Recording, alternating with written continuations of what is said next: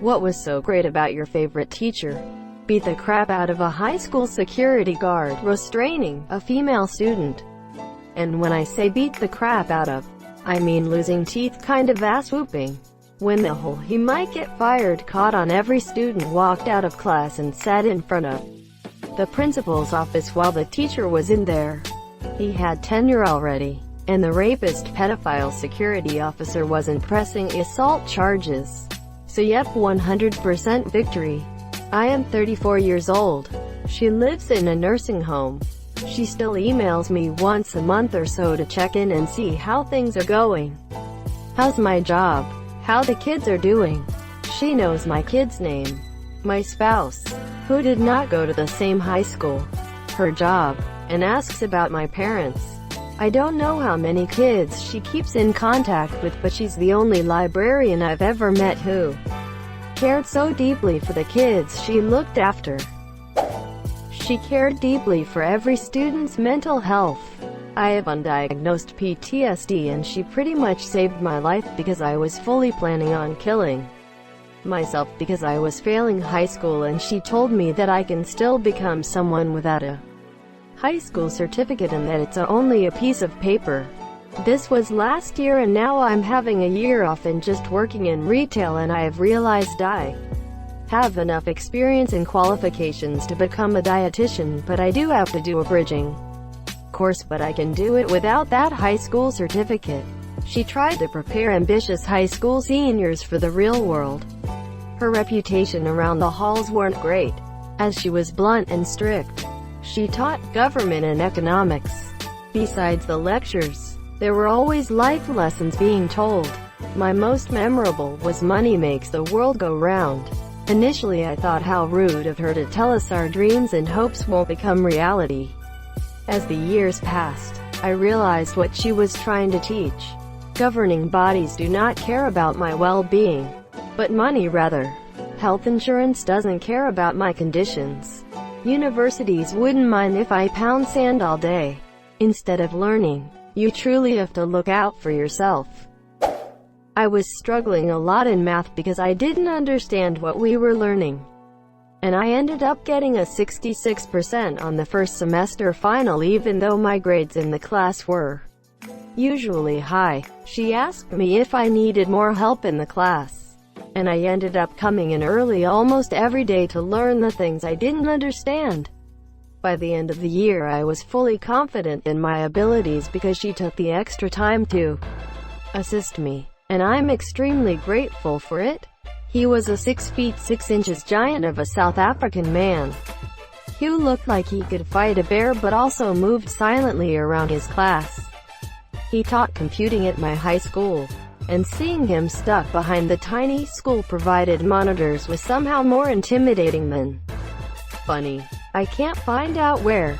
In the 3 years he taught us computing, he transitioned from terrifying to a real friend, but it happened, and I'll never forget. On the last day of high school, he stood in front of the class and said, "I've been a teacher here for 20 years.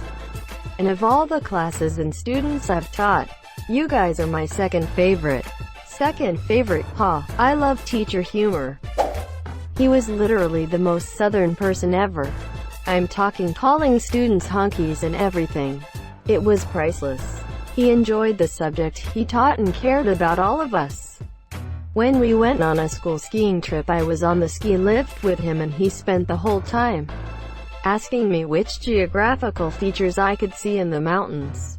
He then told me all about the monsieur. He was off the clock, not getting paid. He was just a passionate teacher. They didn't play favorites. They didn't pick on kids. I had a teacher that would say things passive-aggressively in reaction to certain things to try and light a fire under them. It wouldn't work. They enjoyed teaching. They were good at figuring out how to reach certain kids instead of solely expecting everyone to adapt to them. Just things like that. He made me his lab assistant, and when I showed up, he said, "What are you doing here?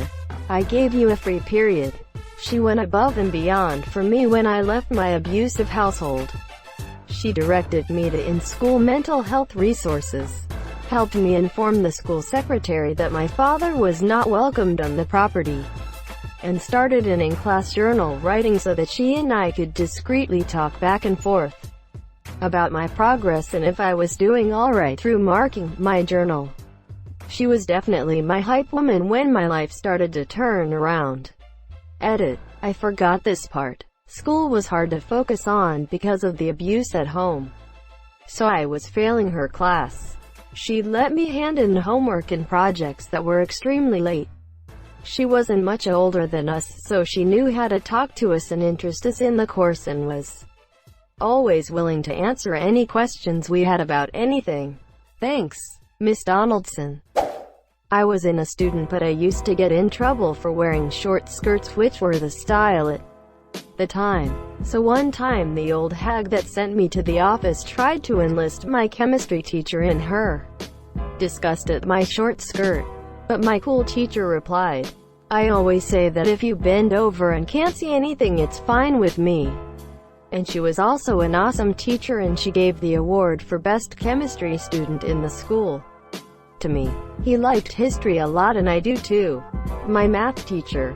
I'd always said I've never been good at math, but he made me realize it wasn't that I was naturally bad at it. It was just the lack of confidence I had in myself. He never gave up on me and got me from failing to a good pass. Also my history teacher, but that's probably just because I'm a huge history geek.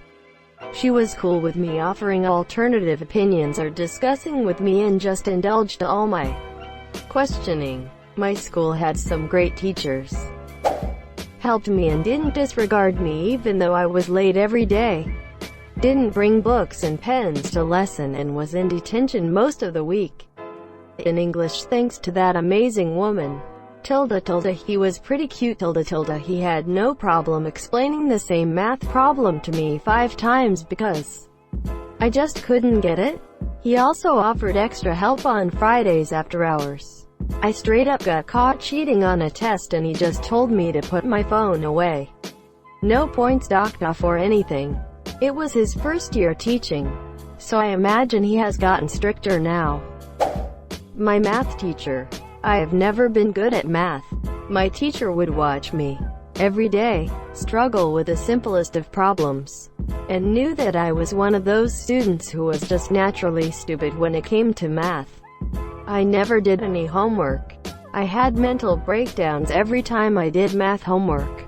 Tests I would try but could never complete them. I never participated in class because I just didn't know WTF was going on. I had a talk with him one day about all of this. How I just couldn't grasp math, and he tried so hard to teach me, but knew it would not work. So on my math exam, I failed miserably, and I was already failing the course. What did my math teacher do? Pulled me aside and said, "Look, I see you try very hard, and I know you just are not good at this subject. So I gave you a passing grade so you would not have to retake this class again." Honestly, that was the first teacher I had who noticed that yes, I did try very hard, but I just could not grasp any concepts. So instead of making me fail, he passed me so I could move on, as there was no sense on failing me, as the same thing would happen the year after. P.S. To all those teachers who say, "Just try harder," it's not always that easy. Sometimes we try it as hard as possible and still don't know why 7,483,919 by 8,484 plus 1/2 equals ABC. He's nice to me and motivated many times. I also got an A in math and was EVEM class best. He's a cool AD and open guy. His second name is also my first name. She changed the way she teached from textbooks to projects for every new topic chapter. He had me over to his house during the summer to mow, and so he could tell us his stories about when he went to dig up a site from Holocaust in Eastern Europe. Also, he was a great teacher and would show up to struggling students' doors on Saturday mornings to talk about missing assignments and offer extra help. He wore a suit with a big white hat and stroked his mustache with a 1,000-yard stare. We called him the sheriff. Also helped that he could casually go from talking about Shakespeare to Winston Churchill to Catch-22 to a politician's speech to Seinfeld in a way that subtly told you he was the smartest person in the school. Dual credit English teacher in the most conservative state in the country. One of the most conservative parts of said state. I would have this 25-minute stretch of time called activity period. Basically a study hall for students who didn't have one or junior high kids. And I was the only one assigned to her class. And we had good discussions. While she was conservative herself, she agreed with a lot of liberal principles. She let me write papers about mental health, and she was excited when I asked to write my Hamlet essay over Hamlet being bi. It should be noted that I attended a small Christian high school, so LGBT-related content or people were generally not welcomed. And I got like a 98 on it. She and I would complain together about a lot of classic novels and a lot of classic authors. Hemingway comes to mind, and one of our favorite topics of conversation was how everyone in Gatsby sucked. She once said I should rewrite Hamlet but in modern day, and she encouraged me to enter a few writing contests and was there when I won for a fiction piece, and got an honorable mention for a poetry piece. I declared an English major when I started college and stuck out literature longer than I wanted to, because I didn't want to disappoint her. Good news is a different professor figured out I liked writing way more and pointed me to the writing major of the English degree. He was a music teacher who left me alone to write my stories. Introduced the class to some incredible movies, The Abyss, Amadeus and Encino Man. He also terrified the shit out of all the dickheads in the class. And I went to a real piece of shit of a school. If you had no ability or want to learn a musical instrument, he left you to do what you wanted as long as you didn't make too much noise. High school chemistry teacher. The only class 1 have ever failed in my entire academic career. My teacher went out of her way to work with me, coordinate tutors, and would let us come in at lunch to study. It just wasn't clicking for me, and I fully acknowledge that it was completely on me. She worked her butt off to help me, and always stayed positive. Looking back, I don't think I ever saw her lose her patience. I ended up failing, and had to take it over. I was fortunate enough to get her the next year, too. It finally clicked. She wanted her students to succeed, and held them to high standards, while constantly encouraging them that they were fully capable of meeting those standards. I ended up getting into that second year. He pushed me around a lot. I kinda hated his class.